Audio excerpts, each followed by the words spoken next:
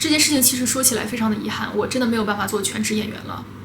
因为我的一次错误抉择，所以我破产了。以前就在关注我的粉丝应该是知道，我在今年早些时候去了横店待了1个月，其实待的还不错。后来我又去郑州待了一段时间，也还不错。我在横店和郑州这2个地方都通过接戏都能够基本 cover 掉我的衣食住行。我就在想，我能不能再去解锁一个新的城市的影视资源，所以说我就选择了回到我的老家山东烟台那一带。其实回老家之前我已经感觉有一点不对劲了，因为我做了自媒体有半年的时间，我也有一点的人脉和资源。横店和郑州这2个地方其实我稍微一建立它就能建立起来，但是山东这个地方我已经提前1个月在建立，但都是一个没有进展的状况啊。但我就是不信邪，我就想去看看，我觉得我老家行，因为我听说什么一些流浪地球啊这些大项目都是在山东青岛这个地方拍的。在我出发之前，也有一个在山东当地做副导演和选角的一个认识的人，他联系到我，他的意见就是你别来，这个地方的市场非常非常的糟糕，工资也低，项目也非常的少。然后我就跟他说，我承认我有赌的成分，但是我就是想去试试。横店这么顺过来了，郑州这么顺过来了，我的老家我还能混不明白？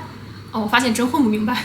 我一直以为老家是我的避风港，结果我现在才发现老家的风浪最大。所以说我在山东待了这段时间，我是一个戏也没接着，因为没有接到戏，所以说就没有赚到钱。我衣食住行的费用呢，都是一个赔本的状态。所以说大家可以看到我的账号在更了2期视频之后，我就不更了，那是因为我卷着铺盖我连夜跑回来了嘛。既然这件事情是失败了，那我觉得我有必要总结一下我失败的一个经验。第一点就是山东那个地方住宿非常的贵，它跟横店和郑州比起来，确实是翻了2、3倍不止的贵。虽然说我回的是老家，但是因为我爸爸妈妈他们的作息跟我非常的不一样，所以说在很早的时候，我爸爸妈妈就提出来说，以后你回烟台不能住在家里面，你出去住旅馆。所以说在烟台在老家我是没有住在自己家的，住宿这块是省不了的。现在是正值烟台威海那个地方的一个旅游旺季，住宿啊都是一个溢价的状态，尤其是青岛，它快啤酒节了。我当时不知道，去了之后我就在青岛住了1晚上，我就不敢再住了。这也就让我想，为什么现在烟台青岛那边就是没有什么小的短剧剧组在那个地方拍摄，但凡有的话都是一些大组，像流浪地球，就是因为他们的住宿真的非常非常的贵。再一个就是自己的能力不足，刚刚我说了，烟台青岛这个地方有剧组，但都是一些电影电视剧的大组，像我们这个样的演员是没有办法在这种大组里面争取到一个角色的。但是我在老家的时候，我确实有一个能够参与这些大制作的机会摆在我的面前，是给某科幻片的一个明星做替身。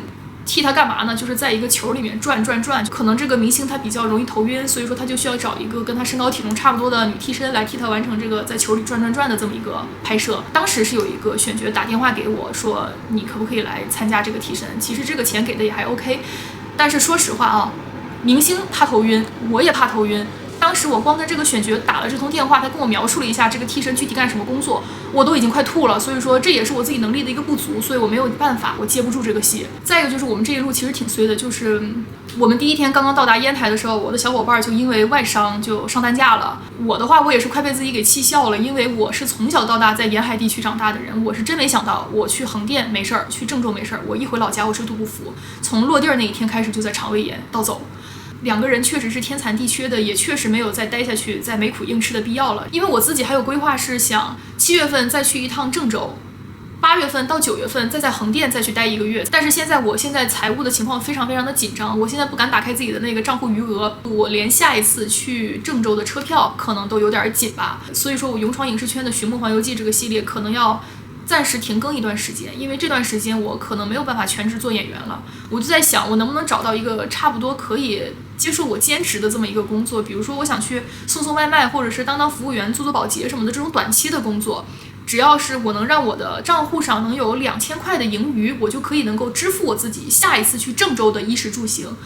然后我在郑州再接一接戏，我应该就能缓过来一点儿。其实我想了一想，也觉得这事儿真没啥，因为我毕竟从刚开始做自媒体，从去横店再去郑州，我这半年其实挺顺的，偶尔遇到这么一个坎儿没什么大问题。那我这2天已经在我的手机上下了一些招聘软件，我已经开始看工作了。虽然说最近遇到这么一个事儿挺打击的，但是我最近却在网上读到一句话，还是有安慰到我。今天想送给大家，就是人生我们不一定只能往上走，我们还可以往下走，往左走，往右走，往4面8方走，因为人生是旷野，不是一条线。